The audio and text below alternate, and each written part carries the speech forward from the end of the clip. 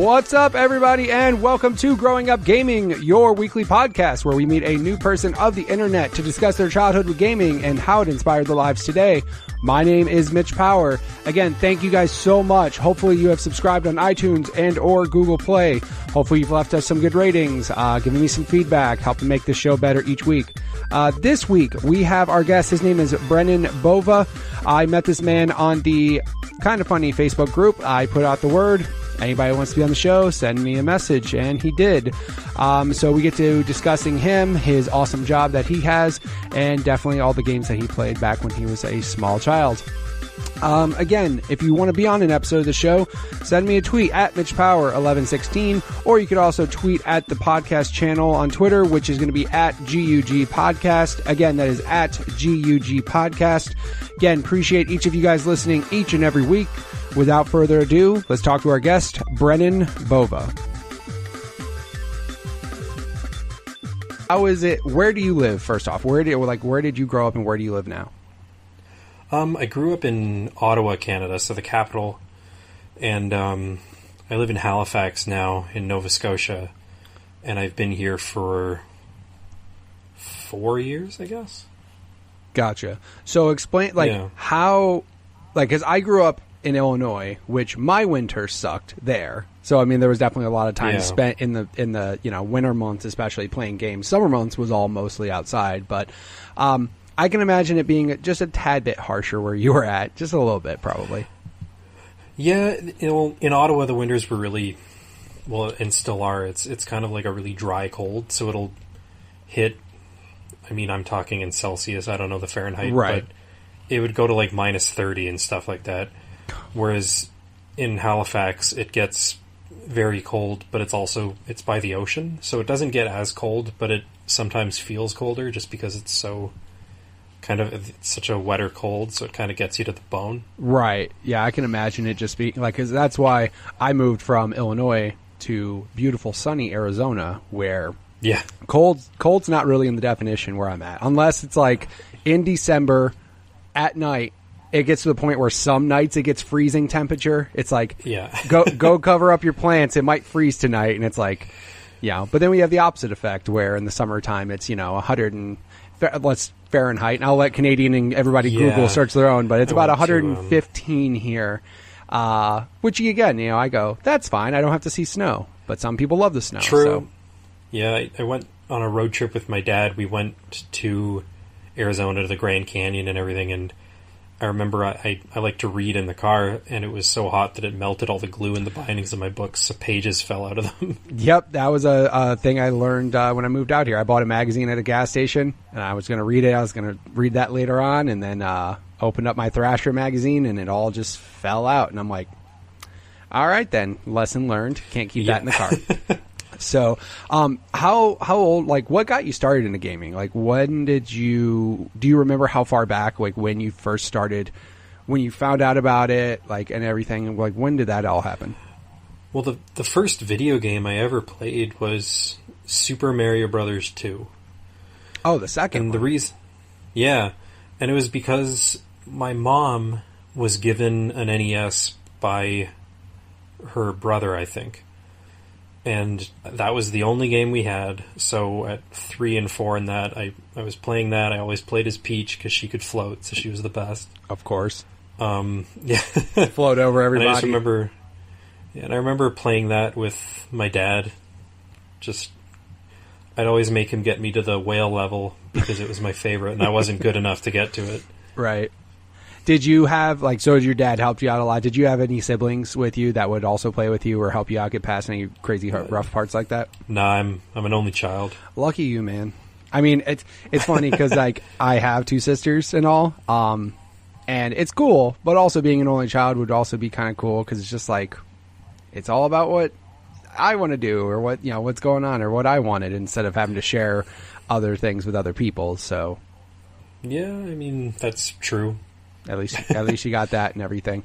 Did you ever have that weird experience where you went from 2 to 3, like Mario 2 to Mario 3, and then you're just like, this is completely different?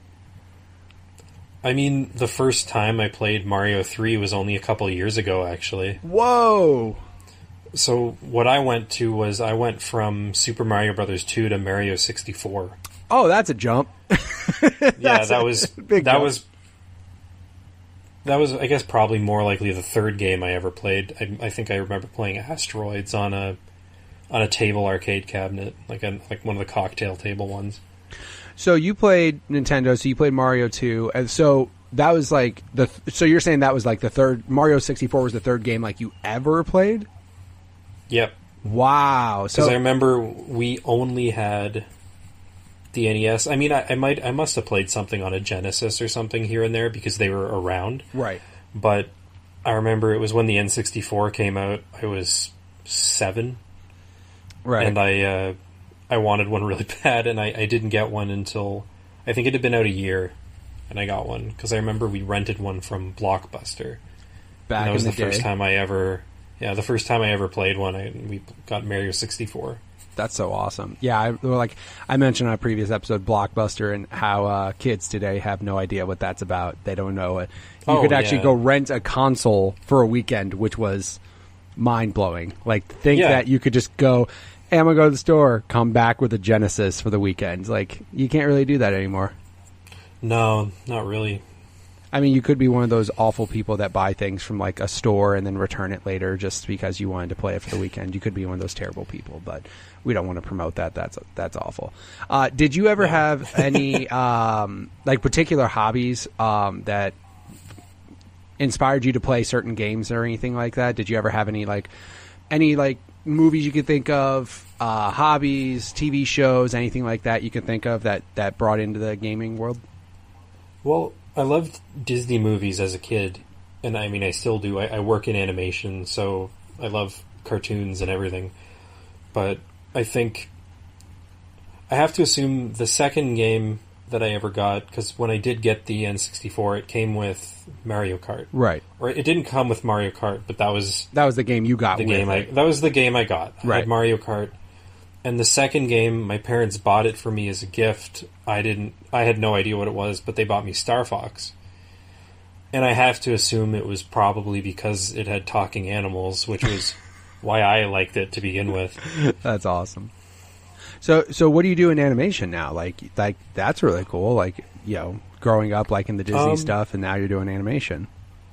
Yeah, I work on a show for Disney called Pickle and Peanut. We're working on season 2, and I worked on season 1 as well. And we're doing. I'm a supervisor of a department called Builds, so we basically it's all 2D, but we construct the puppets, kind of that animators move around and use for the show. Dude, that's awesome. Like, that's a pretty cool job. You know, like, yeah. Hey, I'm an animator for Disney. You know, not too many people in the world can ever say that's ever been their job ever. So that's pretty cool. Did you ever go back and play any of the old, like, especially the 16-bit era, or actually NES and 16-bit, where, you know, you had Chip and Dale's and Darkwing Duck and Lion King and Aladdin? Did you ever go back and play those? I did. I have an NES of my own now, and oddly enough, I've had trouble finding Super Mario Brothers 2, and I really want it because it's my first game ever, but I don't have a copy of it yet. And then I bought the Disney Afternoon Collection just the other day, because I loved Rescue Rangers and Darkwing Duck and Tailspin when I was a little kid. And yesterday I beat the first Chip and Dale Rescue Rangers. Did you have to use the rewind feature? Oh, all the time. It's so hard.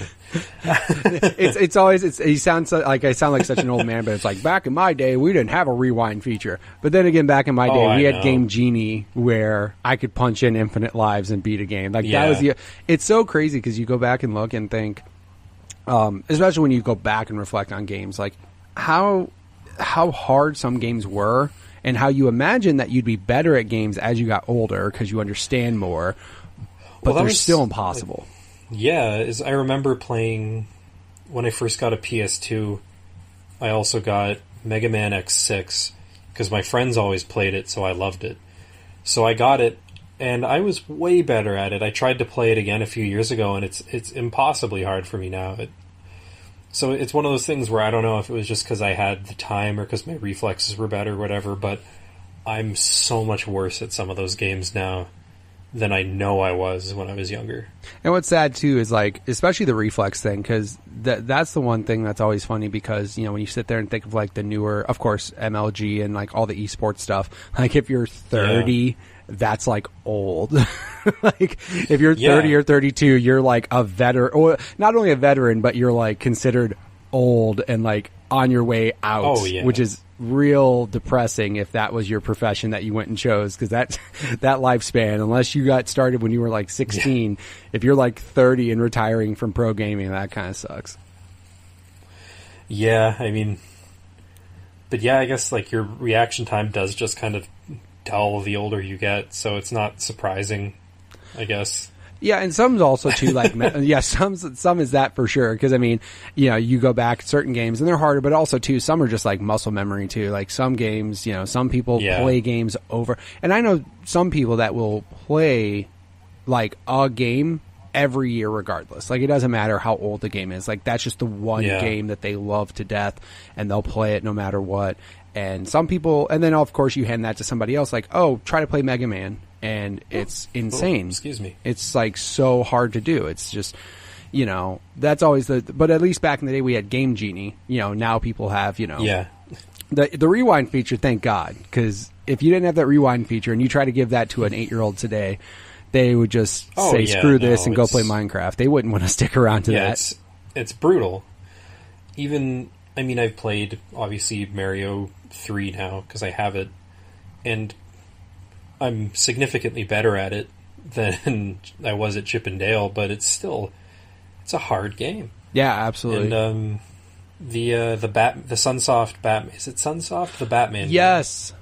Oh my god, that game is super hard. And I had that when I was a kid it's too. Hard. It's great. It's held up incredibly well, but it's really hard. Yeah, it's really hard. Like I remember that game as well. Like I had that on the NES, and it just, again, I was like, I saw Batman, and of course, if you were a kid in the early 90s, Batman was everything. Like, you saw that Batman logo on everything. So, of course, seeing that on the shelf, I had to have that. But, yeah, I remember getting it and just, man, this game is so difficult. And, of course, you go back and play it now. Like, if I played it now, I couldn't imagine.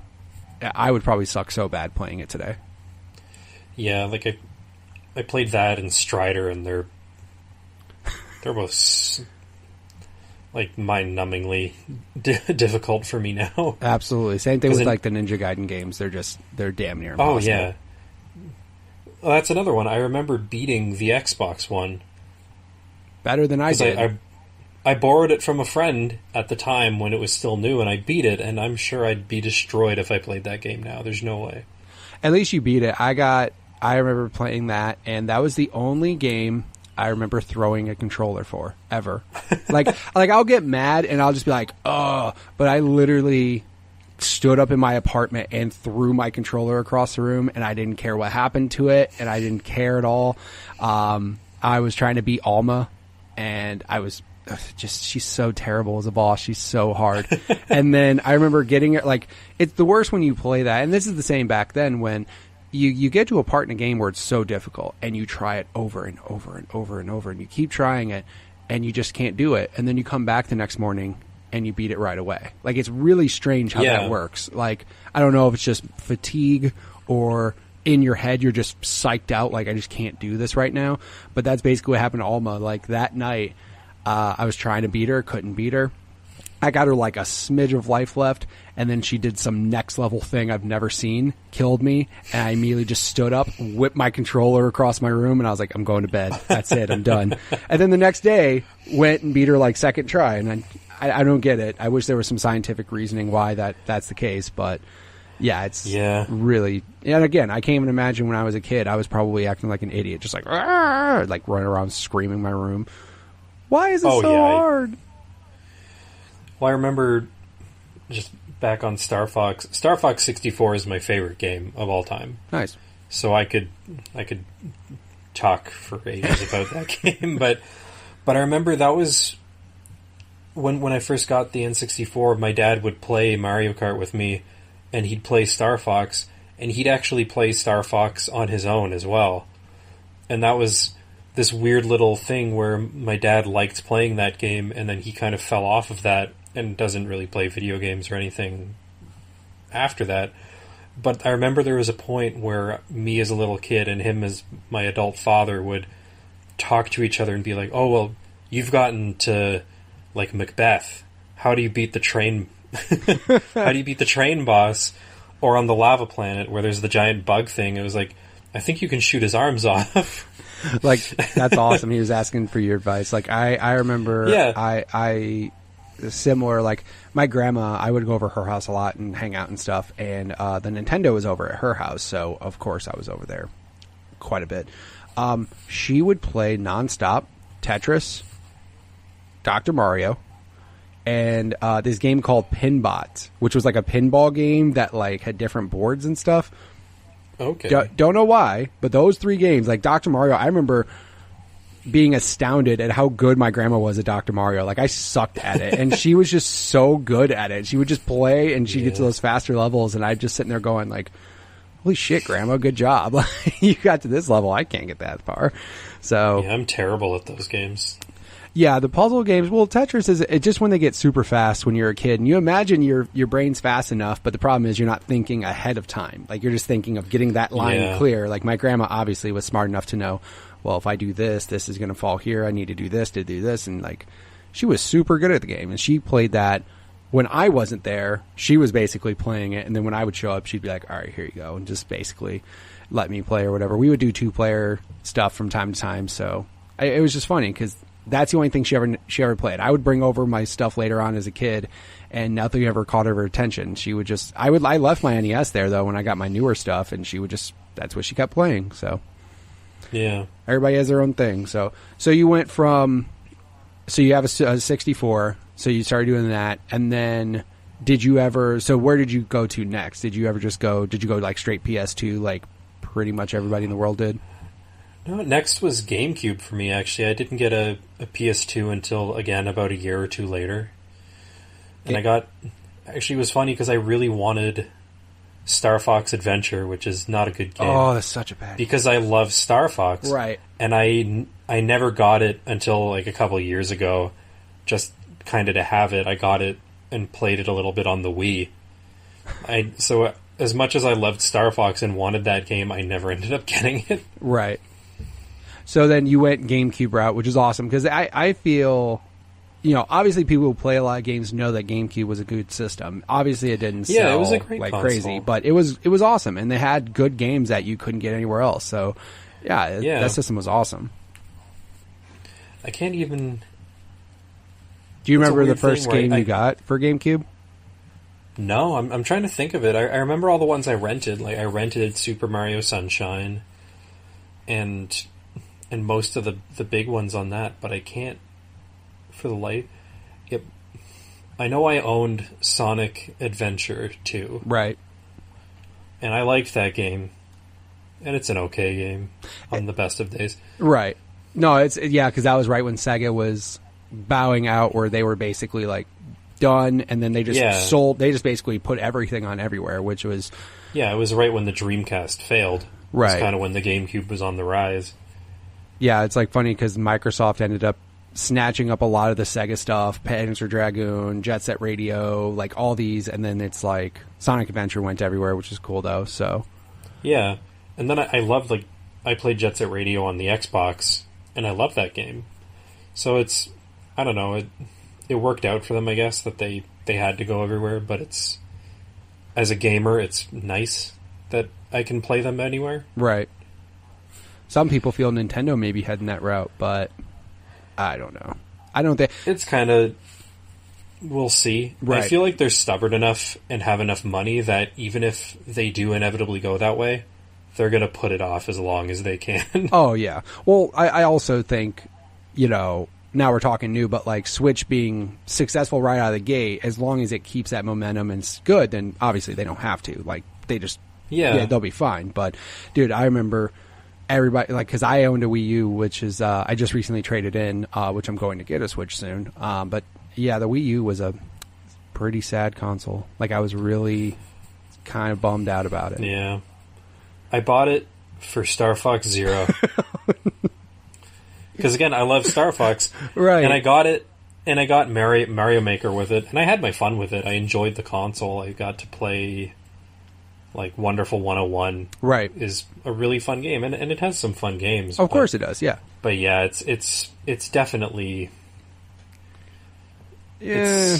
It's rough. It's real rough. Like I already got it, and it's obviously, as long as you're okay with that being a Nintendo machine and that's it, then you're going to be the happiest person ever. But if that's exactly it. It has to be, and that's what I'm kind of worried about with the Switch. Like, it may turn into another Nintendo only machine just because of how all these new systems, especially like Scorpio, PS4 Pro, how they're so much more powerful that third party's probably going to go, maybe we'll just hold out on that. But I think third party is definitely going to shy away from it, but it just because it's, even just with system memory being so small, it's, if your game is more than 40 gigabytes to run on the system, it already out of the gate won't work on that system. Right.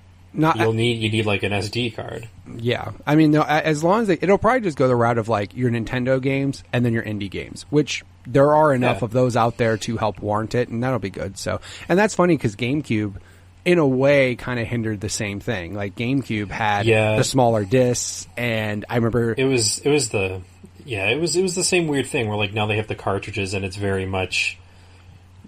It's very much to help Nintendo. It's not consumer friendly. It's so people can't copy their stuff. Right. And that's the same like with the discs. They thought, smaller discs. Because that was, Dreamcast was a complete nightmare when it came to like trying to not have people just copy games and play them. Like, it was way too easy on Dreamcast to have games that were burned and just played. It was so incredibly simple. Right. So I get Nintendo's route, and they've kind of done that though, like trying to be proprietary. Like, they held on the cartridges as long as they possibly could, so that way they could also control manufacturing on them. But yeah, GameCube with the small discs. I remember games would come out on PS2 and Xbox, and then GameCube had the 2 discs. You had to have the 2 discs. Like, there was no options around it just because the game was too big. So, but then there's certain games. It's funny because I remember when Resident Evil 4 came out. And obviously it came out on GameCube first, and playing it, it is still probably one of the best games I've ever played. And it's funny because when it finally came to PS2, people finally all of a sudden like recognized it. Like, they didn't realize that it was out for a year on GameCube, and it was awesome, and you could have played it so long ago. But then everybody's like, dude, it's coming out on PS2. That's cool. I'm like, hey, I played this game a year ago, and it's fantastic, and I'll still buy it again on PS2 because this game is still fantastic. So, when you got the GameCube and stuff, did you actually end up getting? Did you stick with GameCube pretty much the life of the console until the next, or did you actually end up getting Xbox, PS2 like in that era around the same time? I had Xbox and PS2, before the other ones came out. I don't remember why I wanted the PS2. I think it was just because it was a good console and my friends had it. I was like, this looks amazing. I want to try that. So I got that for my birthday one year. And then Fable was the game that made me want the Xbox, as I saw it was coming out. And then I saw they put out the Xbox Crystal Edition, which just came with Fable. So I asked for it for Christmas. And it was the only thing I asked for, and I got it, and I was so stoked. I still have a really big soft spot for those games. I enjoyed 2 and 3 as well. And, like, 3 is obviously the weakest of the 3, but I still enjoyed it. Sure. No, I remember, because when, around that time, I was working at Game Crazy, and when Fable came out, that was a giant deal. Like, people were losing their mind over the whole good, evil, and, like, how you changed your appearance when you were being a dick to people, and like, I loved that. It was awesome. I remember everybody losing their mind over it. You get scars, and they just stay on you, and you couldn't not get a scar. If you got hit, sometimes you just have a mark on your character forever. That was the coolest thing ever. It was awesome, and then of course you can go. That's still really cool. Yeah, yeah. Like most games now, I'm sure, and I'm drawing a blank. I'm sure there's other games out there that have that kind of like permanent type of deal and stuff. I'm sure there's some RPG out there that has that element. Batman, the Arkham games kind of have it, where the more times you die, the more fucked up your costume gets throughout the game. But it's not quite the same thing, I guess. Right. Well, also, I mean, I know there's out there, like, there's... Fable was... It's so funny, because Xbox... It's sad now, because Xbox back then, like, obviously PS2 was, like, a huge RPG machine. Like, that thing had Kingdom Hearts and Final Fantasy and yeah. all the Atlas games and all the Shin Megami Tensei games and all this. But then Xbox had Jade Empire and KOTOR and Fable, and like it had awesome RPGs. And then now it's kind of bumming because now it's like 360 tried. You know, they tried to stick with RPGs and stuff. They had like Blue Dragon and, you know, Lost Odyssey and like all these games. But then now Xbox One is basically just getting shit on. That's the most depressing thing. Yeah, so like Lost Odyssey and Blue Dragon are excellent games. I have them both. I love those games. But yeah, it's kind of, I guess it's not surprising that it kind of took that divide just because of how big the RPG is in Japan and the fact that Xbox just isn't. Yeah, yeah. Basically, I think I saw sales figures the other day where it's like all month they sold like 50 Xbox Ones or something. Like that's not a joke. It's like they sold 53 consoles for a month, and I'm like, yeah, it's kind of hard to penetrate, you know, to like encourage Japanese developers. Hey, why don't you spend some money to put this on Xbox? Granted, in Japan, it's a disaster and it's not worth it. Well, yeah, elsewhere it is. It's but. Like I'm sure they don't even make enough money to like make up what it costs to ship that stuff to Japan. Yeah, it's basically useless for them. So I get it, but I think that's also another thing that could help. It's kind of sad because, you know, now Xbox One, like I said, as far as RPGs, it just basically has your RPGs that are on everything. Like Xbox back in the day used to have those, like, you know, people would buy a system for Knights of the Old Republic. They would buy it for Jade Empire. Like they loved those types of games. And it just sucks because now it's like basically if you want RPGs, you go buy a PS4. I will say that's the only redeeming quality about Nintendo, like because of their relationship with Square and like the 3DS. Like 3DS gets tons of Square, like old school, like 16-bit and Final Fantasy ports. I'm assuming, I'm not saying Switch is going to get Final Fantasy 15, but it'll probably get some sort of ports or whatever from back in the day. Exactly, yeah. That's where I think it's going to start getting third-party stuff. Is I think Capcom and Square. Right, they're both still very good to Nintendo on their handhelds. So once they inevitably phase out the 3DS, all that stuff and Fire Emblem and everything else is going to be on the Switch. Yeah, and not on Xbox, because God forbid anybody who owns an Xbox, they just like Gears and Halo, right? They don't like anything with an RPG element. Granted, I mean, I got an Xbox One, and I'm still hoping they do that reboot of Phantom Dust. They keep that's coming. They keep Yeah, they keep swearing it's not canceled. Well, no, so the only thing they talked about... Did you ever play the original Phantom Dust back on Xbox? Yeah, I loved awesome it. Game, wasn't it? It was so good. And it came out because brand new at they're $20. remastering the original. Yeah, it's an amazing game. And I remember how cool it was that the destructive environments in it are still miles better than some in other games.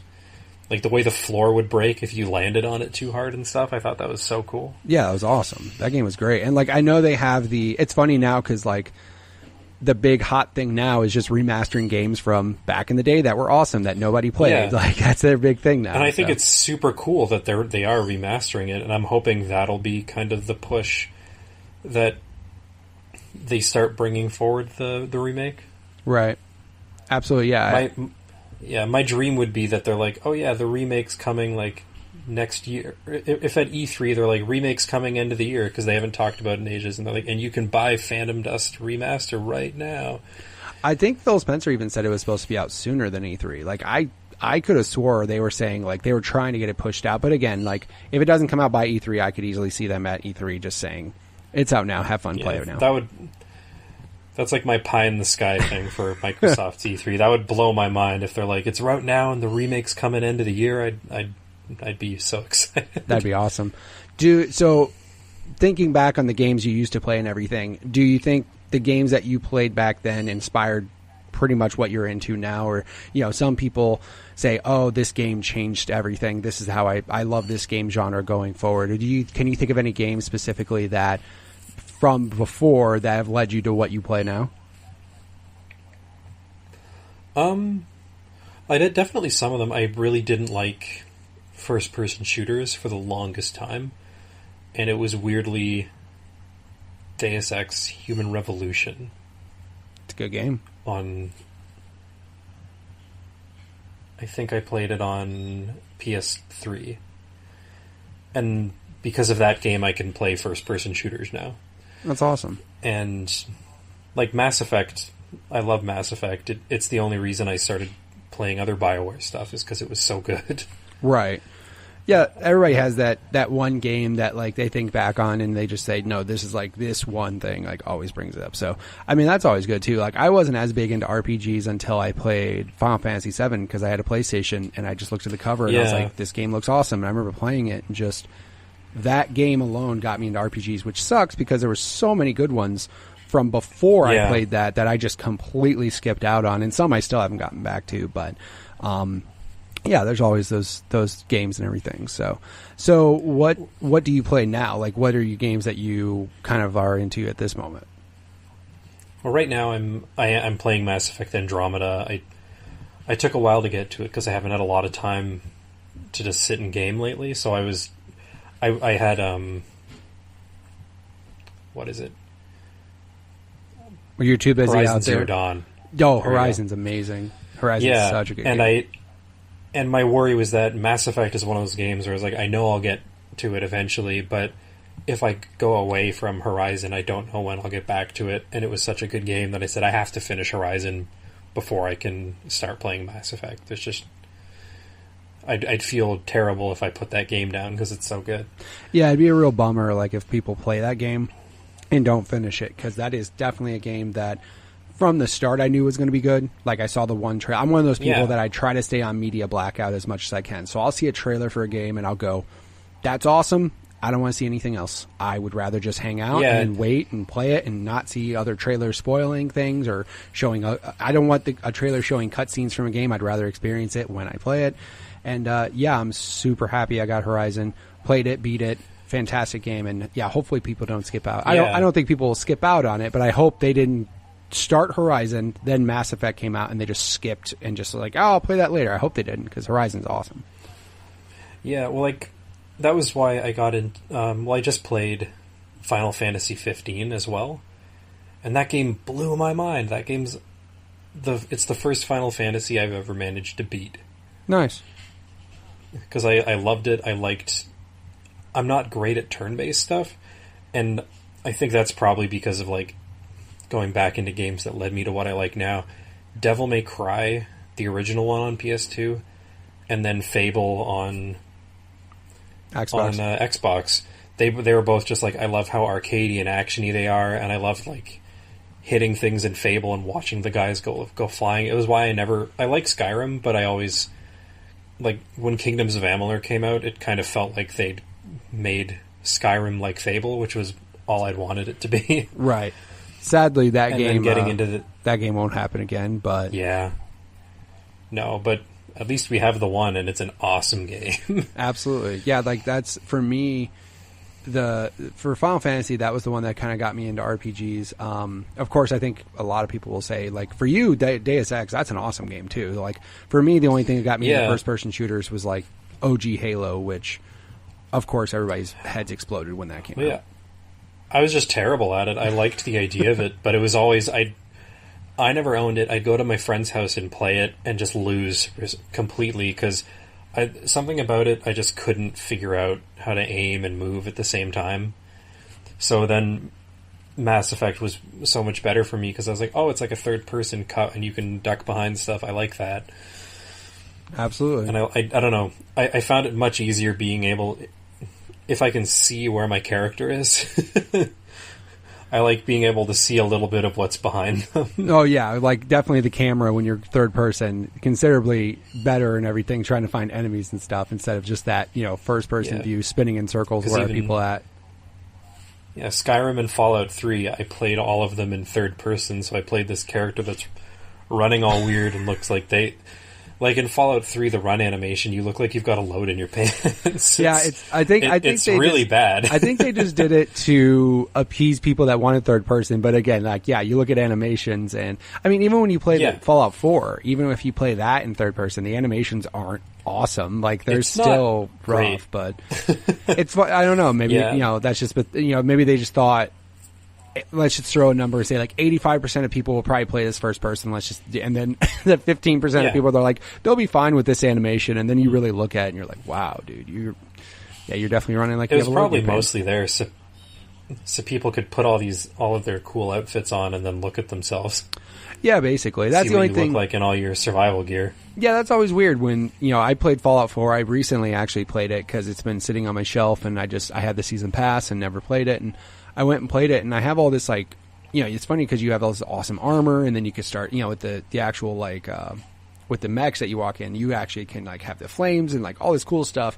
But then I always played it first person, so I never even bothered, like, cool, I guess I look awesome, but it's not like I'm playing it in a mode where I could actually see my character. So if people wanted to check out cool things that you do on the internet, what do you do? Any like Twitch streaming or anything like that online?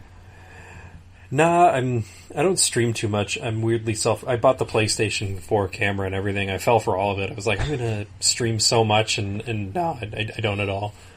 I don't know. I have a website which is BrennanBova.com, and it just links to my Tumblr, and all I do is post my artwork there.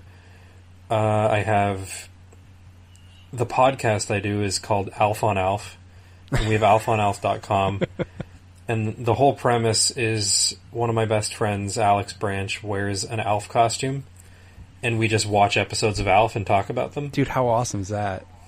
That's great. I mean, I don't think that many people listen to us because we're limiting ourselves so severely, and then we're so hard to find.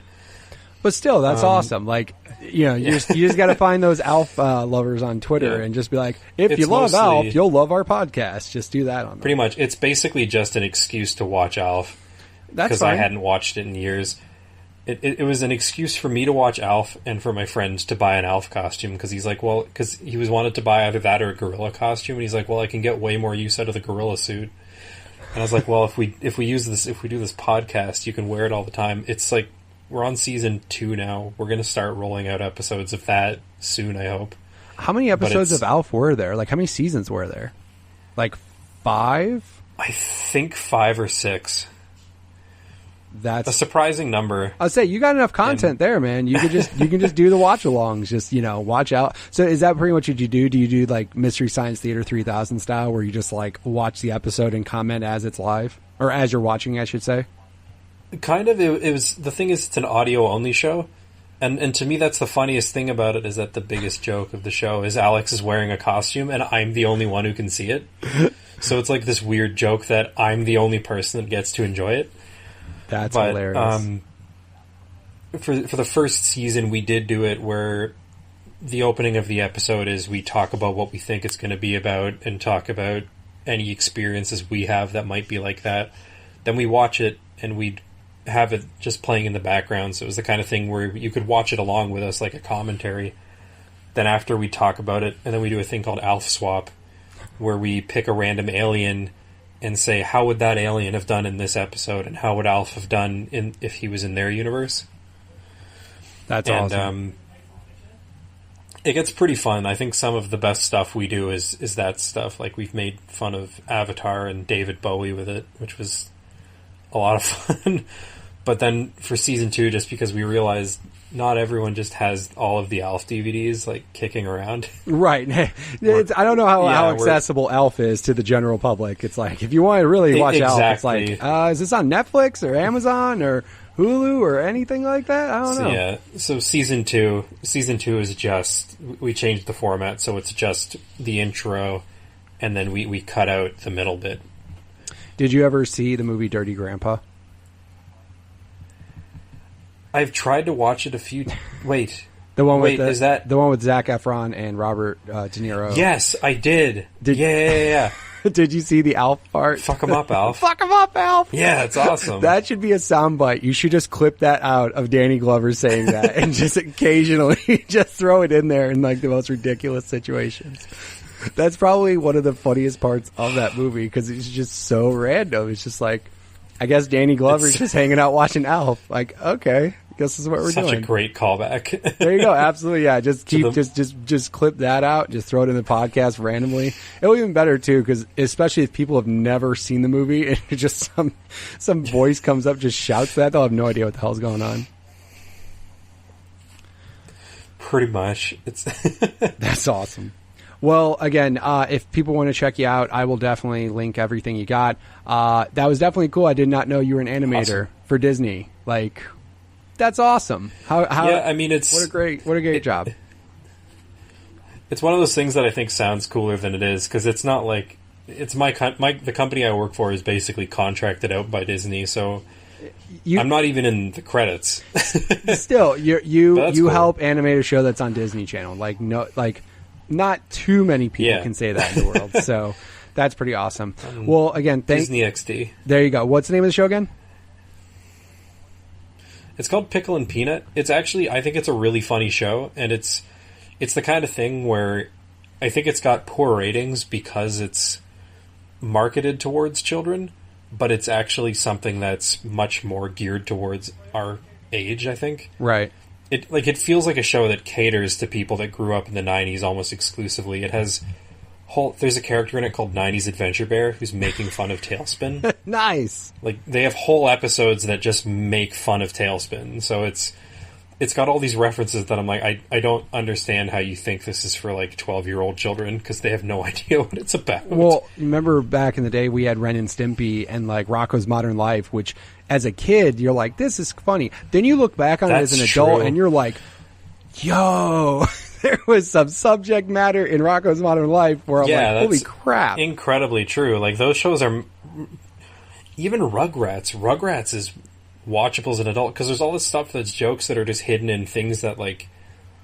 Because I couldn't read when I watched it. Yeah, right? So then watching it when I'm older and I can read all these jokes they put on signs and stuff, I'm like, oh, this is really funny. Yeah, it's actually... This is a really funny show. That's the good thing. Like, and that's what's sad now, because some of the shows I watch with my kids today, some are funny, but then some are just beyond me, where I'm just like, I don't see how this is funny in the slightest. I'm like, nope, we're not watching this. The show's terrible. Yeah, like there's a show called Uncle Grandpa. I don't understand it. I know what you're talking about. I don't get it either. I don't know. Nope. Maybe I'm stupid. Maybe I just... Nope. Don't get it. That's fine. So, well, thank you very much for being on the show. I definitely will promote you in every way, shape, or form. Hopefully people go watch that show so you can keep getting some more. Thanks for having me. All right, so that's another episode of the show. Again, thank you, Brennan, for being on the show, sharing your stories. If you guys are interested in seeing any of his artwork, I will have a link to his Tumblr in the show notes, as well as watch his show on Disney XD. Hopefully you can watch that, and hopefully you like it. Maybe he'll continue the work.